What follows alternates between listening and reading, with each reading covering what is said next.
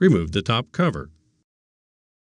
Grasp the M.2 backplane by the tabs or blue touch points and pull straight up to remove the backplane from the system board. To remove the M.2 drive, press both sides of the blue retainer.